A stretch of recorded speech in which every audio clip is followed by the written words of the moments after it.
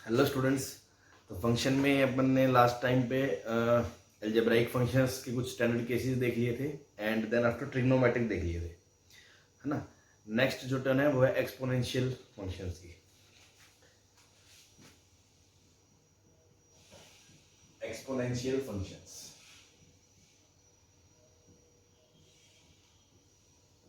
तो exponential functions क्या होते हैं? जैसे y बराबर ए की पावर x, है ना, जिसमें इस बेस को ए को अपन बोलते हैं बेस और इसको बोलते हैं एक्सपोनेंट या पावर। ठीक है जी। तो बेस में आपको पता है कि नेगेटिव नंबर नहीं आ सकता है। क्यों?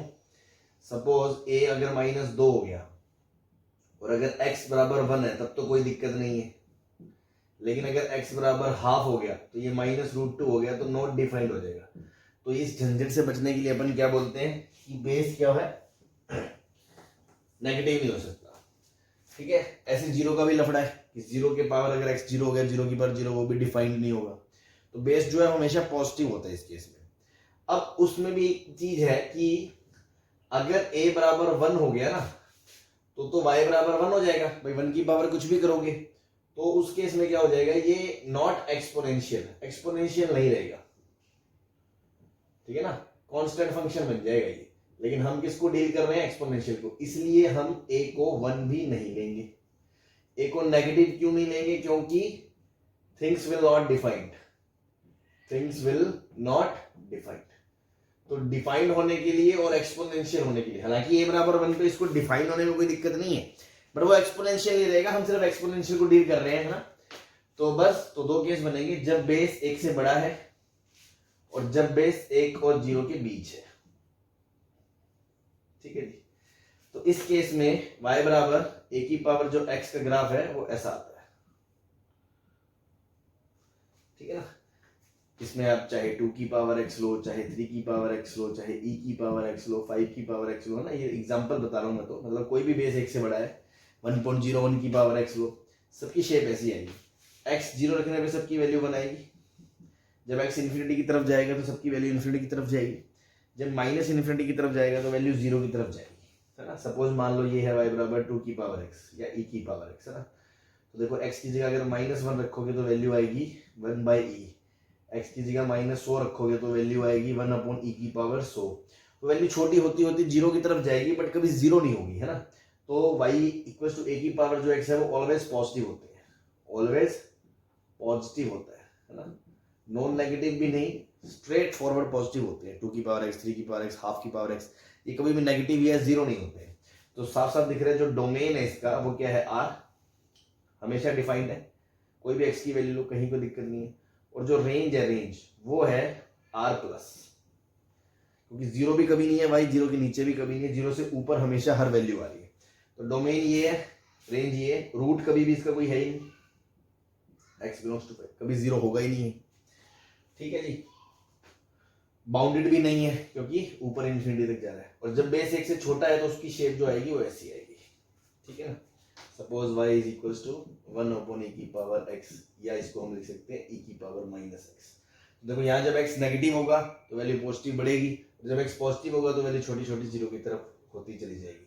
तो जो डोमेन है यहाँ पे भी r है और जो रेंज है वो अगेन r प्लस है। ठीक है जी। अब मुझे इसमें आपको एक कंपैरिजन बताना है ना, कि जैसे एक ही फ्रेम के ऊपर 2 की पावर का और 3 की पावर का एक साथ ग्राफ बनाए तो क्या होगा। चलो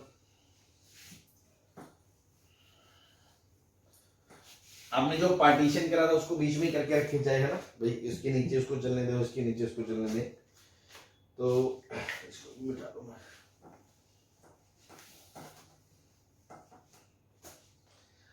जैसे कंपैरिजन की बात करें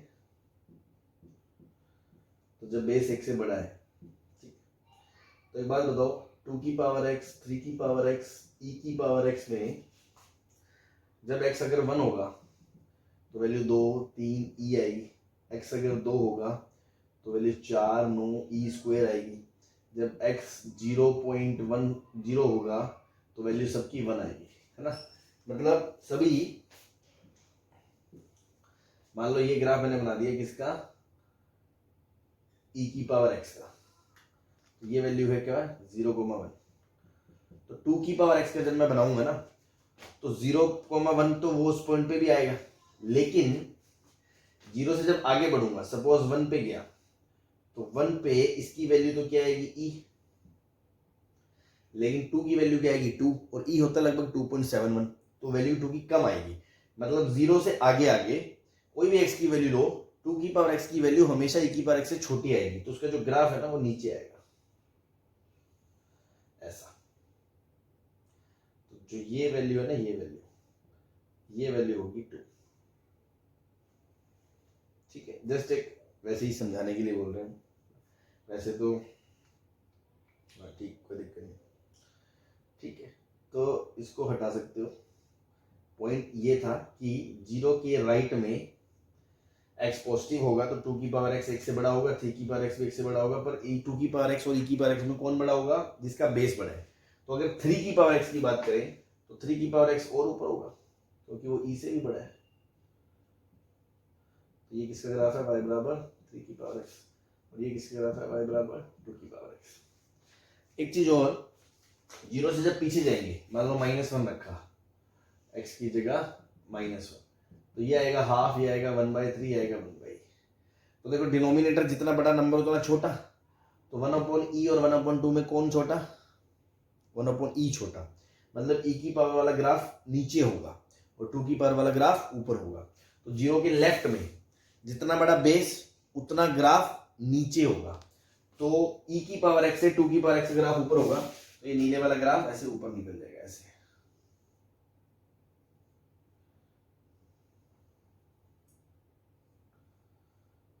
शेप तो सबकी सेम ही होगी, लेकिन दिखने में ये ऊपर होगा इसके इस लेफ्ट में। क्यों, क्योंकि बेस बड़ा, नंबर नेगेटिव, तो पावर उसकी वैल्यू उसकी कितनी होगी, जितना बेस बड़ा होगा तो वो डिनोमिनेटर में वैल्यू बढ़ेगी, डिनोमिनेटर में वैल्यू बढ़ेगी तो ओवरऑल वैल्यू कम होगी। ऐसे ही अब 3 की बात करें तो 3 लेफ्ट में देखेंगे तो 1/2 और 1/3 में कौन छोटा, 1/2, 1/3 और भी छोटा, तो ये सबसे नीचे चला जाएगा। तो इसका ग्राफ डॉट डॉट वाला था ब्लू कलर का, तो ये ऐसे बनेगा। ठीक है, तो कुल मिला के पॉइंट जो ऑब्जर्व करने वाला है वो ये कि 0,1 पे सब साथ है, सब सेम जगह होंगे। उसके राइट में जिसका बेस जितना बड़ा उसका ग्राफ उतना ऊपर, और उसके लेफ्ट में जिसका बेस जितना बड़ा उतना ग्राफ उसका नीचे। ठीक है, और यही कंपैरिजन अपन अगर बेस x और 0 के बीच भी कर सकते हैं। जैसे मान लो मैंने बनाया y बराबर 2 की पावर -x, y बराबर 3 की पावर -x और y बराबर e की पावर -x। 2 की पावर -x मतलब 1/2 की पावर x, ये हो गया 1/3 की पावर x, e की पावर x। तो मान लो पहले मैंने 2 का बना दिया, ठीक है, ये आपका 0,1, और ये मैंने ग्राफ बना लिया y = 2 की पावर -x। अब तुम देखो x जितना बढ़ेगा पॉजिटिव में जाएगा, तो डिनोमिनेटर में ये बढ़ेगी वैल्यू, ये भी बढ़ेगी, ये भी बढ़ेगी, तो 2 की पावर x और e की पावर x में कंपेयर करें तो इसकी डिनोमिनेटर में वैल्यू ज्यादा होगी, ये ज्यादा होगी तो ये वैल्यू छोटी होगी, तो e की पावर x का ग्राफ इसके नीचे आएगा माइनस का। पर अगर नेगेटिव में देखेंगे तो देखो अगर x नेगेटिव रखोगे -1 तो e बड़ा और ये 2 आएगा, तो e बड़ा या 2 बड़ा, e बड़ा। तो बेस जितना बड़ा है उतना लेफ्ट में उसकी वैल्यू ज्यादा है, तो ग्राफ वो ऊपर होगा। तो ये वाला है, ये e का ग्राफ होगा, y = e की पावर -x। ऐसे ही लेफ्ट में देखोगे तो 3 वाले की वैल्यू और ऊपर होगी, तो 3 वाला ग्राफ और ऊपर से आएगा, और इधर ये और नीचे को चला जाएगा। ठीक, ये नीले वाला हो गया 3 की पावर -x। तो एक ही प्लेटफॉर्म पे ग्राफ बनाए तो कंपैरिजन से हमें पता होना चाहिए कौन ऊपर है कौन नीचे। ठीक है जी, तो ये एक्सपोनेंशियल वाला केस हो गया। नाउ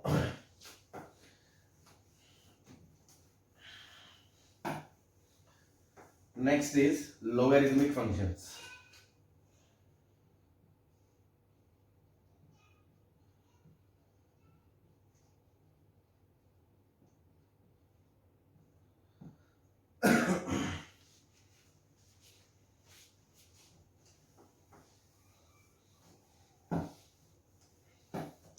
ठीक ठीक है। 11th में आपने log पढ़ा हो तो आपको पता होना चाहिए कि y बराबर log x बेस a को डिफाइन होने के लिए, टू डिफाइन 3 कंडीशंस लगती हैं। x 0 से बड़ा होना चाहिए, a 0 से बड़ा होना चाहिए बेस, और बेस 1 नहीं हो सकता, ठीक है ना, तब तो ये जाके डिफाइन होता है। अब अगेन इसमें दो केस, अगर मान लो a 1 से बड़ा है तो ग्राफ ऐसा आएगा, log x base a। Example के तौर पे आप बोल सकते हो log base 2x, log base 10x, और जिस केस में आपने बेस e ले लिया उसको लिखने का तरीका होता है ln x, है ना, इसको हम पढ़ते हैं नेचुरल log। और e एक्सपोनेंशियल एक इरेशनल नंबर होता है जिसकी वैल्यू अप्रोक्सीमेटली 2.71 होती है, ये सब चीजें आपको पता है। और दूसरा, जब बेस 1 से 0 के बीच होता है तो उस केस में ग्राफ जो बनता है वो ऐसा बनता है। एग्जाम्पल के तौर पे देख सकते हो तो y is equal to log base half की पावर x। अब हाफ को 2 की पावर -1 लिख के माइनस को आगे ले जा सकते हो, तो इसको ऐसे माइनस log x बेस 2 भी बोल सकते हो, ठीक है ना। तो देखो जो डोमेन है, डोमेन क्या है, r प्लस, जीरो भी डिफाइन नहीं है x बराबर 0, और उसके नेगेटिव में भी डिफाइन नहीं है फंक्शन। और जो रेंज है, रेंज माइनस इन्फिनिट से इन्फिनिट तक जा रही है, रेंज पूरी r है। ऐसे यहाँ पे भी जो डोमेन है वो क्या है, r प्लस, और जो रेंज है फंक्शन की वो क्या है, r। रूट क्या है, रूट ये 0 कब होगा, जब लोग के अंदर 1 आएगा, तो x बराबर 1। इसमें भी जो रूट है वो क्या होगा, x बराबर, एक ही रूट है और कोई इसका रूट भी नहीं है, ठीक है। अब इसी में मैं कंपैरिजन बता देता हूँ, है ना। मान लो इन तीनों के ग्राफ बनाना चाह रहा हूँ मैं, log 2 का, log 10 का, log e का, ठीक है जी। चलो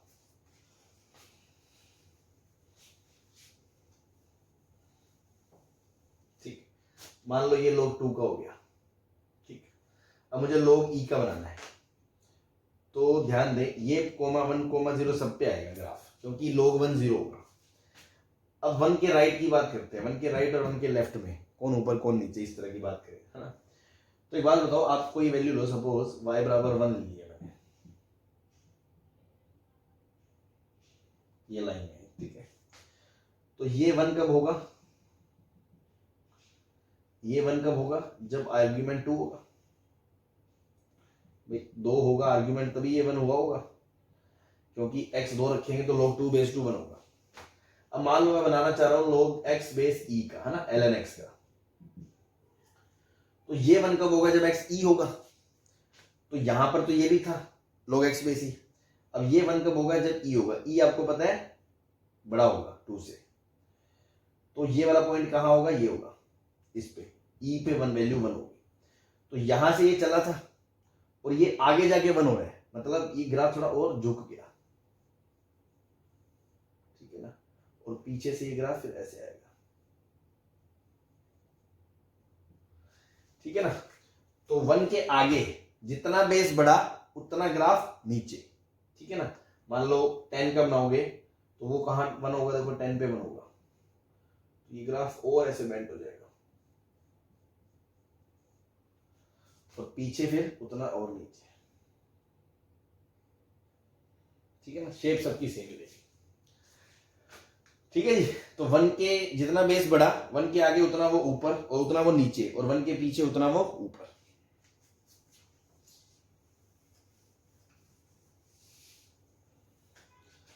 और अगर बेस 1 से छोटे की बात करें, है ना, तो जैसे मान लो ये ग्राफ मैंने बना दिया किसका, log बेस 1/ex का, और मुझे बनाना है log 1/2 का, log 1/2x का। तो अगेन आप सोचो, ये मैंने y वैल्यू 1 ले ली, ये 1 कब होगा, ये log वाला ln वाला ग्राफ, जब इसके अंदर x की जगह 1/e आया होगा। और जो ये x वाला log एक बेस हाफ वाला, ये 1 कब होगा, जब इसके अंदर हाफ आएगा। तो हाफ बड़ा या 1/e बड़ा, e बड़ा है 2 से, तो 1/e छोटा होगा हाफ से। तो ये 1/e था ये, तो हाफ तो कहीं यहां आएगा, भाई ई से डिनोमिनेटर कम कर दिया तो ही तो वैल्यू बढ़ेगी, तो एक्स कोऑर्डिनेट राइट में खिसकेगा, तो ये तो यहां आएगा हाफ। ठीक है जी। अब आप सोचो कि इस हाफ पे अगर मैं सीधा जाऊंगा तो ये वैल्यू बनाएगी, मतलब पॉइंट कहां आएगा, यहां। मतलब जो हाफ वाला ग्राफ है वो ऐसा गुजरेगा। ठीक है। और इधर ये इसके आगे है तो इधर ये इसके नीचे हो जाएगा। ये किसका ग्राफ बन गया, log x बेस हाफ का। ठीक है जी। तो आप मुद्दे की बात ये ध्यान रखें, बेस एक अगर एक से बड़ा वाला केस बना रहे हैं तो इसके इधर जितना बड़ा बेस उतना नीचे लोग, और इधर उल्टा हो जाएगा। ऐसे इधर जितना बड़ा बेस है ना, बेस कौन बड़ा है, हाफ बड़ा है या 1/e बड़ा है, हाफ बड़ा है, तो ये 1 के इधर नीचे है ना। तो दोनों में कॉमन बात है कि 2 और e में कौन बड़ा है, e बड़ा है, तो log e वाला बेस e वाला ग्राफ नीचे है। ऐसे ही हाफ और 1/e में कौन बड़ा है, भाई e बड़ा है 2 से, तो 1/e छोटा हो गया, 1/e छोटा हो गया तो 1/2 बड़ा हो गया, 1/2 बड़ा हो गया तो उसका ग्राफ एक के राइट में नीचे है। तो अल्टीमेटली एक के राइट साइड में जो बेस बड़ा होता है वो ग्राफ लोग का नीचे होता है और लेफ्ट में ऊपर होता है। ठीक है ना, इस चीज को आप ध्यान रख सकते हैं। ठीक है जी। चलो, तो ये अपन ने कंपैरिजन वगैरह देख लिया लोग फंक्शंस का। तो देखो ट्रांसेंडेंटल फंक्शंस में हमने क्या क्या बताया था, ट्रिग्नोमेट्रिक, एक्सपोनेंशियल, लॉगरिथमिक और इनवर्स ट्रिग्नोमेट्रिक। इनवर्स ट्रिग्नोमेट्रिक अपन नेक्स्ट चैप्टर स्पेशल अलग से पढ़ेंगे, तो उसके ग्राफ, डोमेन, रेंज वगैरह हम उसमें देखेंगे। ठीक है, तो नेक्स्ट चलते हैं फिर। तो ये हो गया। नाउ पीस अपने अलजेब्राइक फंक्शंस में मैंने आपको जो लिखाया था उसमें बताया था, देखो रैशनल, इररेशनल है ना, पॉलिनोमियल, एंड एक मैंने हेडिंग डलाई थी पीस वाइज फंक्शन है ना। तो वो पीस वाइज फंक्शंस का वैसे तो मतलब ये होता है कि जैसे डेफिनेशन हम बोल देंगे x ग्रेटर देन 2 पे, फंक्शन की डेफिनेशन x+1 है, लेस देन 2 पे x-1 है। इस तरह जब टुकड़ों में डेफिनेशन देते हैं ना, टुकड़ों में कि इससे बड़े पे ये है, इससे छोटे पे ये है, तो पीसीज में डेफिनेशन आ गई। तो दैट्स वाई इस टाइप के फंक्शन को क्या बोलते हैं, पीस वाइज फंक्शन या डिफाइंड फंक्शन। ठीक है ना। लेकिन अपने जो स्टैंडर्ड कुछ है फंक्शन पीस वाइज जो हमें बहुत काम आने वाले हैं पूरे कैलकुलस में, उनको अपन देखते हैं ना, जिसमें मैंने कुछ नाम भी लिए थे शायद, मॉडुलस है, ग्रेटेस्ट इंटीजर है, फ्रैक्शनल है, सिग्नम है ना। तो next is peace wise functions में, पीस वाइज फंक्शंस में के अंदर जो मुझे सबसे पहले आपको बताना है वो है मॉडुलस फंक्शंस।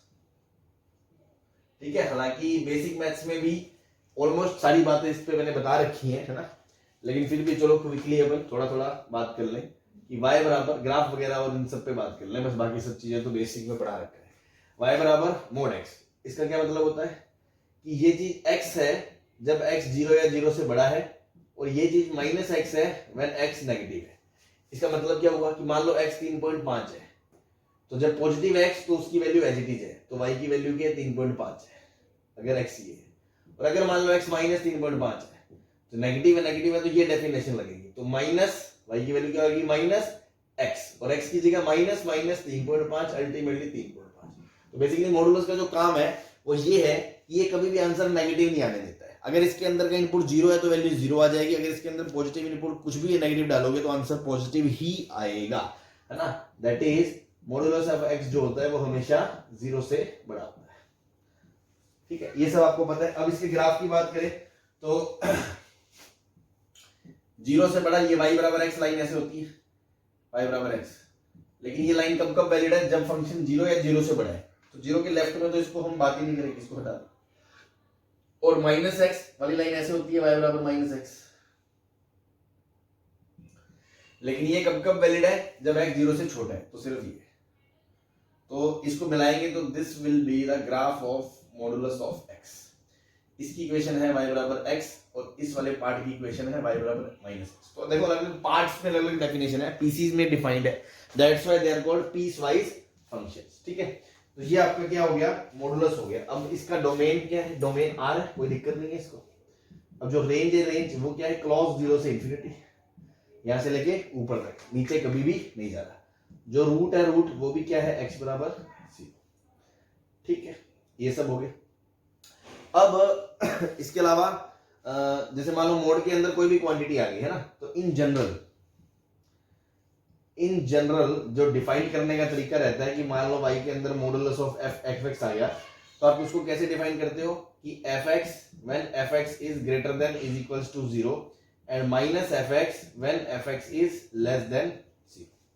ठीक है, तो अपन कुछ स्टैंडर्ड केसेस और ग्राफ वगैरह देखते हैं।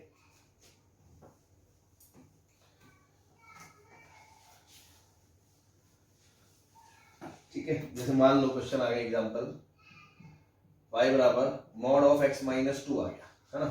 तो अपन को करना क्या है, इसको ऐसे डिफाइन करना है कि x minus 2 when x is greater than equal x, कि ये एज इट इज होगा जब उसके अंदर का जो भाई है वो पॉजिटिव होगा, और ये माइनस ऑफ x माइनस 2 होगा व्हेन जो x माइनस 2 है वो लेस देन 0। ठीक है, तो इसको आप ऐसे लिख सकते हो कि this would be x minus 2 when x is greater than equals to 2 and when x is less than 2 this will be 2 minus x। अब देखो इसका आप प्लॉट करोगे ग्राफ, तो y बराबर x माइनस 2 एक स्ट्रेट लाइन है, 2 रखोगे तो इसमें वैल्यू क्या आएगी 0, और 3 रखोगे तो वैल्यू क्या आएगी 1। 2 पॉइंट को मिला दिया तो एक लाइन बन गई, लेकिन ये लाइन सिर्फ 2 या 2 से आगे के लिए ही है। ठीक है, और पीछे की बात करोगे, इसमें अगर x की जगह 1 रखोगे तो वैल्यू क्या आएगी 1।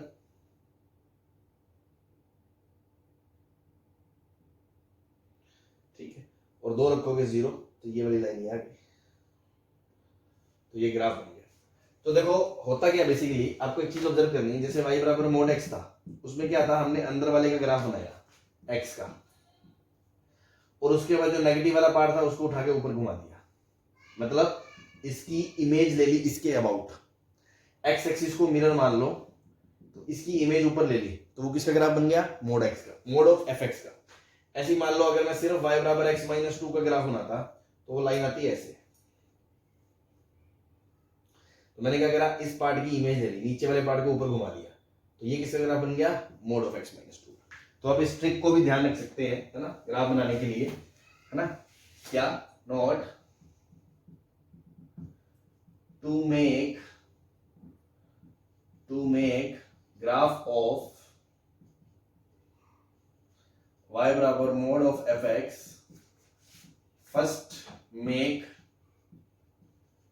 ग्राफ ऑफ y बराबर fx and take reflection of portion, कौन सा portion, which is below x axis, which is below x axis about x axis, किसके अबाउट रिफ्लेक्शन लेना है, x एक्सिस के अबाउट। जैसे एक एग्जांपल की बात करें, जैसे मान लो y equals to mod of x square minus 5x plus 6 का ग्राफ बनाना है, तो अपन क्या करेंगे, पहले अंदर वाले का ग्राफ बनाएंगे।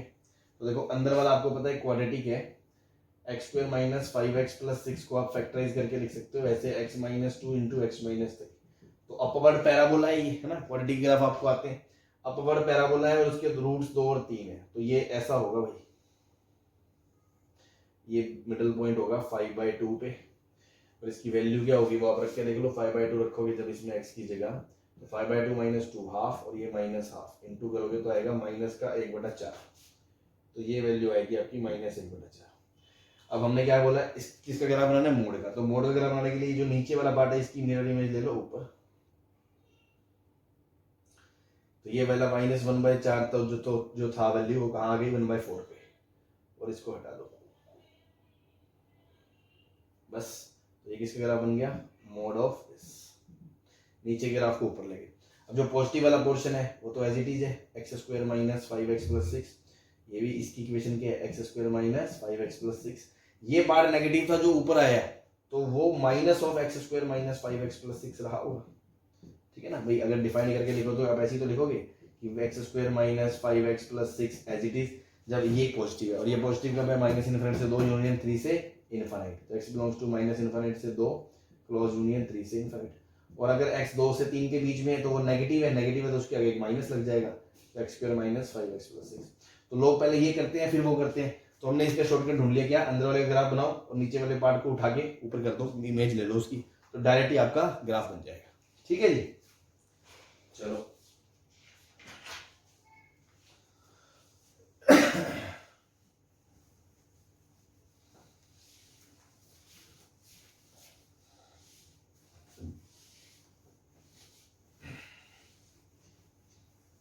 ठीक है। इसके बाद मॉडुलस में एक दो स्टैंडर्ड केसेस वगैरह, जैसे मान लो इसका ग्राफ बनाना आ गया y बराबर mod of x minus 1 plus, ठीक है। हालांकि ये सब बेसिक मैथ्स में मैंने बता रखा है, बट फिर भी इसको आप कैसे खोलोगे, इसकी क्रिटिकल पॉइंट्स कैसे खोलोगे, इसका क्रिटिकल पॉइंट क्या x बराबर 1, इसका क्रिटिकल पॉइंट क्या x बराबर 2, ठीक है। तो जब x 1 से छोटा होगा, जब x 1 से छोटा होगा, ये भी नेगेटिव से खुलेगा माइनस एक्स प्लस 1, ये भी नेगेटिव से खुलेगा माइनस एक्स प्लस 2, तो फंक्शन क्या आएगा 3 माइनस 2x। जब x 1 से लेके 2 के बीच होगा, तो ये पॉजिटिव से खुलेगा, ये नेगेटिव से खुलेगा, तो x minus 1 minus x plus 2, तो वैल्यू कट के कितनी आ गई 1 आ गई। और जब x 2 से खुलेगा, 2 से बड़ा होगा, तो दोनों पॉजिटिव से खुलेंगे, तो 2x माइनस 3, ठीक है। अब आप इसका जब ग्राफ बनाओगे तो देखो 1 से लेके 2 तक, 1 से लेके 2 तक वैल्यू क्या है 1 है।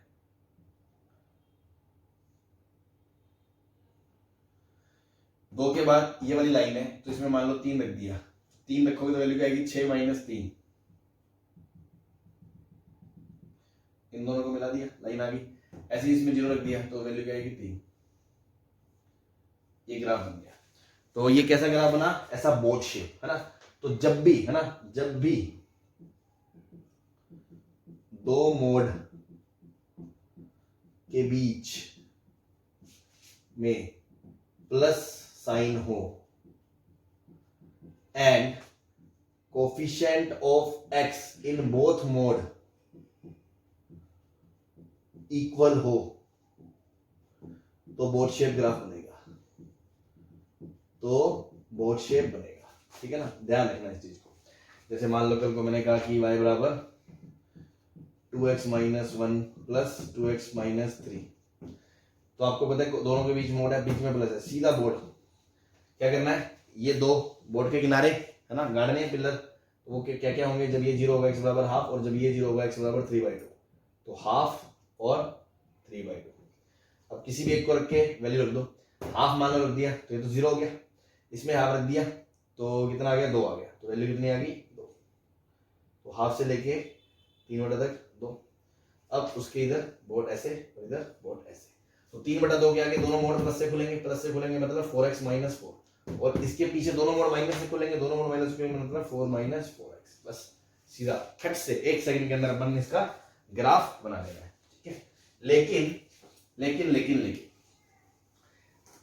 जब ऐसा ना हो तो बोट नहीं बनेगा, ठीक है ना। एग्जांपल देखें, मान लो मैंने ले लिया y is equals to mod of x minus 1 plus 2x minus 1। देखो इसका क्रिटिकल पॉइंट क्या है x बराबर 1, और इसका क्रिटिकल पॉइंट क्या है x बराबर हाफ। तो अब 3 हिस्सों में लाइन बटेगी, ये हाफ और ये 1। तो अब क्या बोलोगे, पहला केस जब x हाफ या हाफ से छोटा है, तो उस केस में ये नेगेटिव से खुलेगा, ये पॉजिटिव से खुलेगा, ये नेगेटिव से खुलेगा, ये भी नेगेटिव से खुलेगा, तो क्या आएगा 2 माइनस 3x। जब x हाफ से लेके 1 तक के बीच में होगा, तो ये पॉजिटिव से खुलेगा, ये नेगेटिव से खुलेगा, तो minus x plus 1 plus 2x minus 1, तो क्या आ गया x आ गया। और तीसरा केस जब x हाफ 1 या 1 से बड़ा होगा, तो ये भी पॉजिटिव से, ये भी पॉजिटिव से, तो 3x माइनस 2 आ गया, ठीक है। अब देखो इसका ग्राफ बनाने की कोशिश करेंगे, जब अपन इसका ग्राफ बनाएंगे, अगर तो एग्जैक्ट बोर्ड नहीं बनेगा, है ना। कैसे, तो एक क्रिटिकल पॉइंट क्या आएगा हाफ, और एक आएगा हाफ पे वैल्यू क्या है, हाफ पे वैल्यू इस पे रखोगे तो हाफ आएगी, हाफ आएगी, और 1 रखोगे इसमें, 1 पे वैल्यू 1 आएगी। तो हाफ से लेके 1 के बीच में क्या ग्राफ, y बराबर x लाइन है ना, ये वाली स्ट्रेट लाइन जो आ रही थी, उसके आगे इसकी लाइन क्या है 3x माइनस 2। अब देखो इसकी जो लाइन है y बराबर x है, तो इसकी स्लोप 1 है, उसके आगे क्या है 3x माइनस 2, 3x माइनस 2 की स्लोप कितनी है 3, तो 1 स्लोप ऐसे है, 3 स्लोप u ऊपर उठेगी या u नीचे झुकेगी, ऊपर उठेगी, तो यहां से ऐसे जाएगा, जिसके ग्राफ की इक्वेशन है y बराबर 3x माइनस 2, और इसके पीछे ये है 2 minus 3x, 2 minus 3x slope क्या है माइनस 3, तो ये ऐसे जाएगा, और 0 पे वैल्यू कितनी है 2, ऐसे जाएगा। इसकी इक्वेशन क्या है 2 माइनस 3x। तो देखो ये एग्जैक्ट बॉर्ड नहीं बनी, बट इतना हमें समझ में आ गया, कभी भी ग्राफ बनाना हो तो जो जो क्रिटिकल पॉइंट होते हैं ना, जहां ये मोड 0 हो रहा है, ये मोड 0 हो रहा है, उन पॉइंट्स को प्लॉट करो, उन पे वैल्यू रखो, उनके बीच में लाइनें बनेंगी ऑब्वियसली, उनको मिला दो। अगर अंदर लीनियर फैक्टर्स है उनको मिला दिया, उनको मिलाने के बाद स्लोप्स वगैरह देख लो कि कौन ऐसे होगी कौन ऐसे होगी, तुरंत ग्राफ बना सकते हो बिना इस तरह का ड्रामा किए। और अगर उसके बाद आपको जरूरत है तो आपको पता देखो एक से बड़ा है वो पॉजिटिव है वो नेगेटिव है, आप तुरंत उसको खोल के लिख सकते हो। कहने का भावार्थ ये है, अगर आप चाहें तो मैं आपको एक क्वेश्चन दिखाता हूं तुरंत, है ना, चुटकियों में मोड। मान लो x-1 का मोड प्लस x-2 का मोड प्लस x-3 का मोड आ गया, तो अब देखना एकदम जादुई तरीके से खटाक से ग्राफ कैसे बनाना है ना। इसका क्रिटिकल पॉइंट 1, इसका 2, इसका 3, तो तीनों पॉइंट रख लिए। 1 पे वैल्यू निकालो, 1 इसमें रखेंगे 0, इसमें रखेंगे 1 आएगा, इसमें रखेंगे 2 आएगा, 1 + 2 कितना आएगा 3 आएगा, तो 1 पे वैल्यू कितनी आएगी 3 आएगी। 2 पे वैल्यू रखो, ये 0 ये 1 ये 1, 2 पे वैल्यू कितनी आएगी 2 आएगी, ठीक है। और 3 पे रखो, ये 0 ये 1 ये 2, 3 पे वैल्यू अगेन 3 आएगी, ठीक है जी। मोटा मोटा आपने 3 पॉइंट प्लॉट कर लिए, ठीक है, 3 आपने पॉइंट प्लॉट किए। अब मैं क्या कह रहा हूं कि आपको ऐसे लाइनें बनानी है, ऐसे ऐसे। अब इधर भी लाइन बनेगी, अब वो लाइन यूं बनेगी या सीधा जाएगी या ऊपर जाएगी, वो कौन रहेगा डिसाइड करेगा, वो स्लोप करेगी। तो उसके लिए आप देखो आइडिया ले सकते हो, 2 से लेके 3 के बीच में जब ये होगा तो ये मोड पॉजिटिव से खुलेगा क्योंकि 2 से बड़ा है, ये भी पॉजिटिव से खुलेगा, तो ये पॉजिटिव से, ये पॉजिटिव से बड़ी, ये नेगेटिव से, तो देखो 2x और ये -x, है ना। चाहे तो आपको ऐसे नहीं होता तो आप खोल लो, x-1 plus x-2 minus x plus 3, तो x कट गया, 3 से ये 3 भी कट गया, तो इसकी स्लोप आएगी y बराबर, इसकी इक्वेशन आई y बराबर x, y बराबर x। अब उसके बाद जब 3 के आगे होगा तीनों मोड प्लस से खुलेंगे, तो x x x 3x - 6, तो 3x - 6 है, इसकी स्लोप 1 है, इसकी 3 है, तो ये 1 है 3 ऐसे होगी, है ना, तो ये ऐसे होगी, बस ठीक है जी। ऐसे देखो 1 से 2 के बीच में इधर आप लाइन तो बना ही सकते हो मुंह फाड़ के, बस ग्राफ तो ये बनी गया सीधा सीधा। अब 1 से लेके 2 के बीच में ये दो नेगेटिव से खुलेंगे तो -2x, ये प्लस से खुलेगा +x, तो -x, ठीक है, -x, ये माइनस से खुलेगा तो +3, ये माइनस से खुलेगा +2, 5 ये प्लस से खुलेगा 5 - 1 तो 4 आ गया, और इधर पीछे तीनों माइनस से खुलेंगे तो 6 - 3x, इसकी इक्वेशन। इस तरह से ये कुछ ग्राफ बनेगा, ठीक है जी। अब इस टाइप के आपने ऐसे क्वेश्चंस अगर करे हों, सपोज जैसे ये है, इसको मैंने बोल दिया x-1 mode plus x-2 mode plus x-3 बराबर k, तो find value of k if exactly one solution, second if at least one solution, second third exactly 2 solution, ठीक है, more than 2 solution, ठीक है, 5वां no solution, ठीक है। तो इस तरह के केसेस में आपको पता क्या करना होता है, ये आपको 11th में भी बता दिया गया है बेसिक में ही, कि इसका ग्राफ बना लिया। अब y बराबर k है ना, जो y बराबर k, वो तो एक ऐसे हॉरिजॉन्टल लाइन है, तो वो हॉरिजॉन्टल लाइन देखो, अगर मान लो यहाँ खींचता हूं मैं, तो ये ग्राफ और वो ग्राफ आपस में कभी कट नहीं करते हैं, यहाँ खींचता हूं तो कभी कट नहीं करते, तो कहां तक कट नहीं करेगा, जब तक ये यहां से नहीं गुजरता, ये और ये वाला पॉइंट क्या है 2, मतलब जब k 2 होगा तो पहली बार कट करेगा, तो ये कह रहा है नो सोल्यूशन, नो सोल्यूशन मतलब k 2 से छोटा हो जाए, k 2 से छोटा जब होगा तो कोई भी ऐसी वैल्यू नहीं है जिसके कोरेस्पोंडिंग वो ग्राफ को कट करे। अब एग्जैक्टली वन सोल्यूशन क्या होगा, तो देखो यहां जब करूंगा तो ये एक जगह काटेगा, इसके ऊपर जाऊंगा तो ये 2 सोल्यूशन देगा, फिर 3 पे भी ये 2 सोल्यूशन देगा, 3 के ऊपर भी ये 2 सोल्यूशन देगा, कोई भी लाइन खींच लो हॉरिजॉन्टल 2 सोल्यूशन आएंगे, ठीक है ना।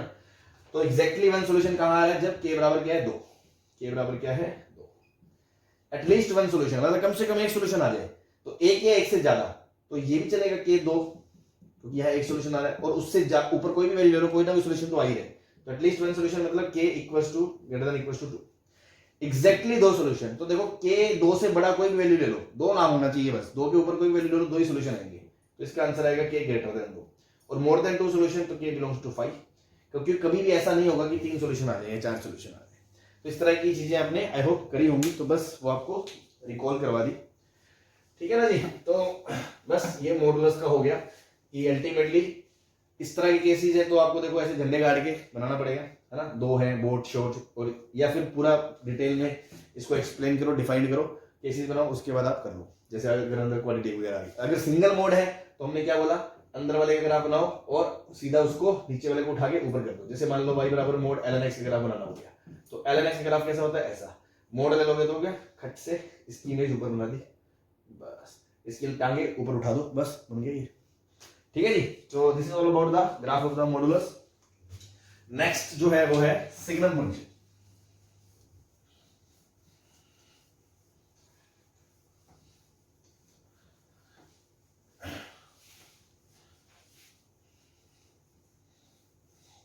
ठीक है, नेक्स्ट इज सिग्नम फंक्शन,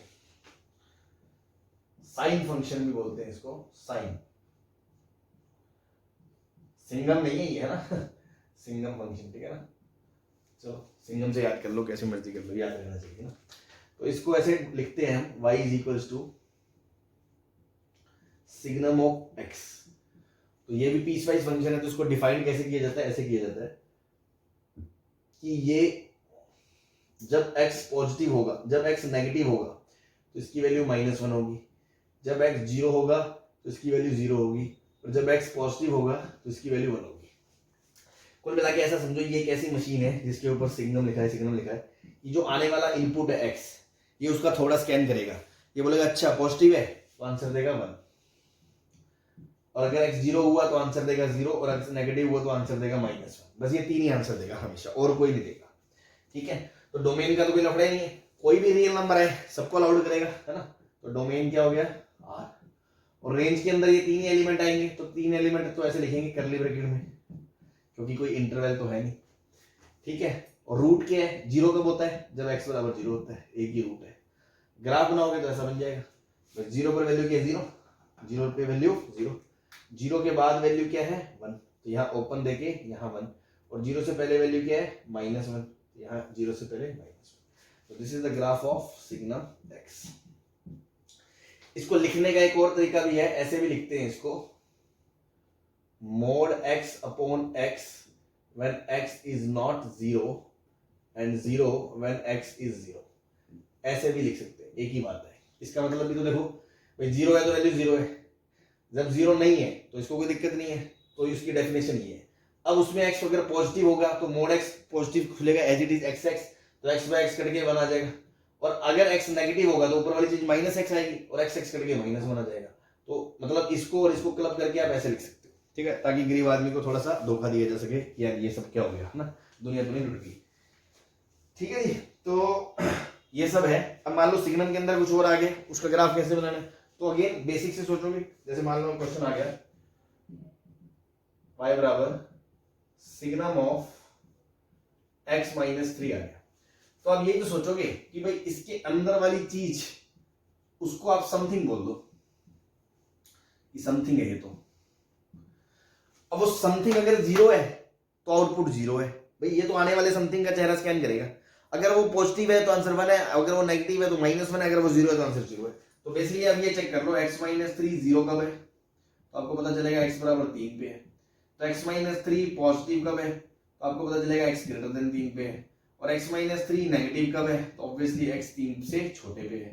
तो बस आपने ये फंक्शन डिफाइन कर लिया, तो आपको पता चल गया कि ये जो है जब x 3 से बड़ा होगा मतलब ये पॉजिटिव होगा, मतलब आंसर 1 आएगा।